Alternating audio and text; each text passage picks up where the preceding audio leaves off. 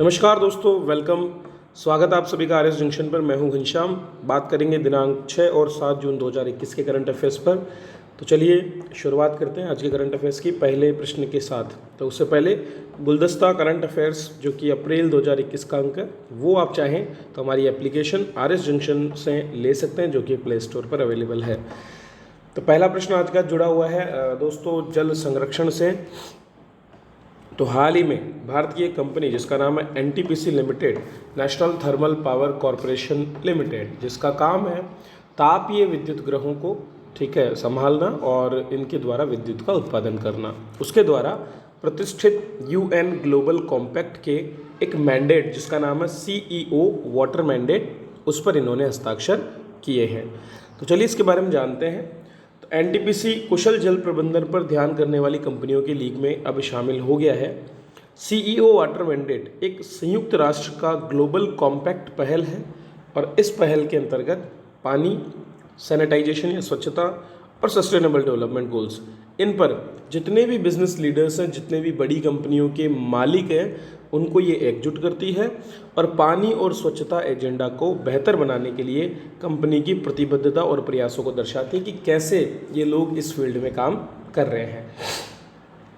CEO water mandate को जल संबंधी व्यापक रणनीतियों और नीतियों के विकास, कार्यान्वयन और प्रकटीकरण में कंपनियों की सहायता के लिए डिजाइन किया है, ताकि न केवल उन्हें एक गाइडलाइन मिल सके बल्कि इसके साथ साथ उनको एक तरह से प्रतिबद्ध किया जा सके कि उनके द्वारा इस क्षेत्र में काम किया जाए। यह कंपनियों को समान विचारधारा वाले व्यवसाय, संयुक्त राष्ट्र एजेंसी, सार्वजनिक प्राधिकरण, नागरिक समाज संगठन और अन्य प्रमुख हितधारकों के साथ साझेदारी करने के लिए एक प्लेटफॉर्म भी देता है, जहां ये उनके साथ मिलकर के उनके नए विचारों को अपना सकें। निम्नलिखित में से किस एक देश ने एक बंदरगाह को समुद्र के बढ़ते जल स्तर से बचाने के लिए एक कृत्रिम द्वीप तैयार करने की परियोजना को मंजूरी दी है? लगातार ग्लोबल वार्मिंग का प्रभाव देखने को मिल रहा है और इसी क्रम में डेनमार्क ने अपने एक बंदरगाह को बचाने के लिए, जो कि प्रसिद्ध कोपनहेगन बंदरगाह है, तो कोपनहेगन बंदरगाह को बचाने के लिए एक नया कृत्रिम द्वीप तैयार करने की बात कही है। डेनमार्क ने इस द्वीप का नाम रखा है लिनेट होम और यहाँ करीब 35,000 लोगों को रहने का इंतजाम है। सरकार की योजना है कि इस विशाल द्वीप को रिंग रोड, टनल और मेट्रो लाइन के माध्यम से डेनमार्क की मुख्य भूमि से जोड़ा जाएगा। डेनमार्क की इस परियोजना को तैयार करने वालों के अनुसार इस नए द्वीप के चारों ओर एक बांध की व्यवस्था की जाएगी और इसका मकसद समुद्र में बढ़ते जलस्तर और तूफान की लहरों से बंदरगाह की रक्षा करना है।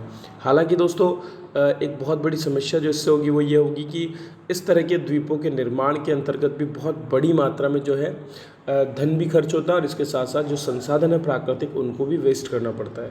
तो कृत्रिम रूप से किया जाने वाला ये कार्य ये एक और पर्यावरण को नुकसान भी पहुंचाता है, जिसको लेकर के विभिन्न संगठन विरोध भी कर रहे हैं। एनवायरनमेंट रिस्क आउटलुक 2021, इसे हाल ही में पर्यावरण दिवस के अवसर पर जारी किया गया और इसके अनुसार एशिया के पर्यावरण जोखिम का बड़ा सामना कर रहे 100 शहरों में से 43 अकेले भारत में है। एनवायरनमेंट रिस्क आउटलुक 2021 रिपोर्ट के अनुसार एशिया के 100 में से 99 शहर पर्यावरण के विभिन्न जोखिमों से जूझ रहे हैं।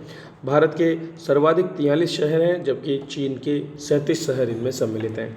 एनवायरनमेंट रिस्क आउटलुक 2021 की रिपोर्ट के अनुसार दिल्ली दूसरे, चेन्नई तीसरे, आगरा छठे और कानपुर 10वें स्थान पर है। जयपुर की बात करें तो 22वें, लखनऊ 24वें, बेंगलुरु 25वें और मुंबई 27वें स्थान पर है। दोस्तों, शहरों में प्रदूषण पर्यावरण जोखिम का सबसे बड़ा कारण है, क्योंकि लगातार बढ़ते प्रदूषण की वजह से लोगों के जीवन को खतरे भी बढ़ते जा रहे हैं। देश में होने वाली हर 5वीं मौत के लिए वायु प्रदूषण ही जिम्मेदार है। इस सूची में सबसे खराब स्थिति है इंडोनेशिया के जकार्ता शहर की। इस शहर में प्रदूषण का स्तर काफ़ी खतरनाक है और यह शहर बाढ़ और जलवायु प्रोन भी माना जाता है। साइबेरिया का क्रास्नोयार्क शहर सबसे ज़्यादा सुरक्षित शहर है और इसे इंडेक्स में 576वें स्थान पर रखा गया, तो जितना पीछे है उतना ही बेहतर है। देश में लगातार जीवाश्म ईंधन की खपत को कम करने के लिए और बढ़ती दामों से निजात पाने के लिए पेट्रोल में 20% इथेनॉल मिश्रित करने के लक्ष्य की प्राप्ति का प्रयास किया जा रहा है और इसे 2030 से घटाकर अब 2025 कर दिया गया है। दोस्तों, तो एक रिपोर्ट हाल ही में आई विश्व पर्यावरण दिवस के अवसर पर, जिसका नाम था report of the expert committee on road map for ethanol blending in India 2020 to 2025। इसी रिपोर्ट में कहा गया कि जो है देश में अब पेट्रोल में 20% एथेनॉल मिश्रित करने का लक्ष्य 5 साल पहले ही प्राप्त कर लिया जाएगा। इसी दौरान पुणे में इथेनॉल के उत्पादन और देश में वितरण के लिए E100 नामक पायलट परियोजना की भी शुरुआत की गई।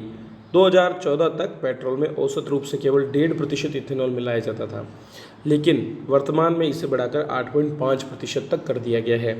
इथेनॉल तैयार करने वाली अधिकतर इकाइयां उन 4-5 राज्यों में केंद्रित है जहां गन्ने का ज़्यादा उत्पादन होता है, लेकिन अब चूंकि नई खाद्यान्न आधारित डिस्टिलरी स्थापित की जा रही हैं, जो कि बहुत से जो खाद्यान्न है जैसे कि गन्ना के अलावा बी हेवी मोलासेस हो गए, सी हेवी मोलासेस हो गए, क्षतिग्रस्त अनाज हो गया, इन पर आधारित होगा तो निश्चित रूप से इथेनॉल का अतिरिक्त उत्पादन भी हो पाएगा। इथेनॉल मिश्रित कार्यक्रम 2003 में लॉन्च किया था। ऑयल मार्केटिंग कंपनियों को कार्यक्रम के तहत इन सभी चीज़ों को सम्मिलित करने की सलाह दी गई थी। राजस्थान में हाल ही में एक और नई योजना की शुरुआत हुई, जिसको मुख्यमंत्री अनुप्रति कोचिंग योजना नाम दिया गया है। दरअसल इस योजना के अंतर्गत विभिन्न प्रकार के जो गरीब मेधावी छात्र हैं, जिनकी आय 8 लाख से कम और जो विभिन्न वर्गों से संबंधित हैं, उन्हें रहने और आवास के लिए 40,000 रुपये और इसके अलावा किसी भी बड़े प्रतिष्ठित संस्थान से कोचिंग की व्यवस्था की जाएगी। तो ये एक महत्वपूर्ण योजना जो आर्थिक रूप से पिछड़े प्रतिभावान छात्रों को विभिन्न प्रोफेशनल कोर्स और प्रतियोगी परीक्षाओं की उत्कृष्ट तैयारी के लिए पैसा भी उपलब्ध कराएगी और इसके साथ साथ कोचिंग भी उपलब्ध कराएगी। योजना के हर वर्ग के आर्थिक रूप से कमजोर विद्यार्थियों को आगे बढ़ने का अवसर मिलेगा। इसमें अनुसूचित जाति, अनुसूचित जनजाति, OBC, अति पिछड़ा वर्ग, अल्पसंख्यक और आर्थिक रूप से कमजोर वर्ग के विद्यार्थियों को जिनकी आय 8 लाख रुपए से कम है लाभ मिलेगा। साथ ही ऐसे विद्यार्थी जिनके माता पिता राज्य सरकार के कार्मिक के रूप में पे मैट्रिक्स लेवल 11 तक प्राप्त कर रहे हैं, वे भी योजना के लिए पात्र होंगे। किसी भी छात्र छात्रा को इसकी केवल 1 साल के लिए जो है राशि मिलेगी। परियोजना को मेरिट का निर्धारण 12वीं और 10वीं के प्राप्त अंकों के आधार पर होगा। जिलावार लक्ष्य निर्धारित करके विद्यार्थियों की मेरिट के अनुरूप चयनित संस्थानों के माध्यम से कोचिंग की व्यवस्था भी करवाई जाएगी। अपना आवास छोड़कर अन्य शहर के प्रतिष्ठित संस्थान से कोचिंग प्राप्त करने वाले छात्र छात्राओं को भोजन एवं आवास के लिए 40,000 रुपये प्रतिवर्ष भी उपलब्ध होंगे। तो दोस्तों ये थे आज के करंट अफेयर्स जिन पर मैंने आपसे चर्चा की। उम्मीद करता हूँ आपको पसंद आए होंगे। तो वीडियो को लाइक करें, शेयर करें और सब्सक्राइब करें चैनल को। धन्यवाद।